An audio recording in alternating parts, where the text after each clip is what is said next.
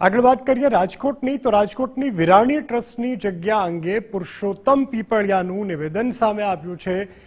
સીધા પક્ષકાર ન હોવાથી અમારી અરજી રદ કરવામાં આવી। વિવાદિત જમીનના આ કેસની શરૂઆત અમારા કારણે જ થઈ। અમારો ઈરાદો ખરાબ કહી અને કરાયેલ માનહાનિ સામે કેસ કરીશું।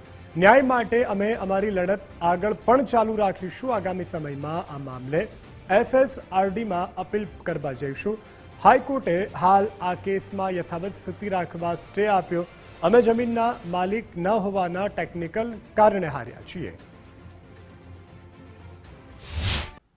કે અમે જે ધ્યાન દોર્યું કલેક્ટરશ્રીનું અને કાર્યવાહી કરવાની અમે રજૂઆત કરી અને કલેક્ટર તંત્ર ચોંકી ઉઠ્યું કે આ જમીન છે એ તો સરકારે ફાળવેલી છે અને એને કાયદેસરની કાર્યવાહી અમારી સાથે જ કરી।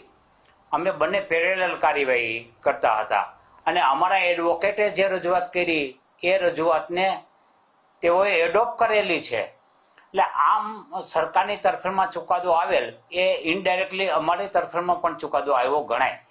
પરંતુ અમારું ટેકનિકલ કારણ એ જ હતું માત્ર કે તમને લોકલ સ્ટેન્ડિંગ નથી એટલે અમારો દાવો કાઢી નાખ્યો। પણ એમાં એને જણાવેલ છે કે તમે સરકારશ્રીએ કરેલા દાવાનું સંજ્ઞા લઈ શકો છો। એટલે આ મેટર છે આખી, એમાં કોઈ હારી જવા કે જીતી જવાનો કોઈ પ્રશ્ન નથી। તેમ છતાં અમે આ ઓર્ડરથી નારાજ થઈ અને અમે SSRDમાં અમે પણ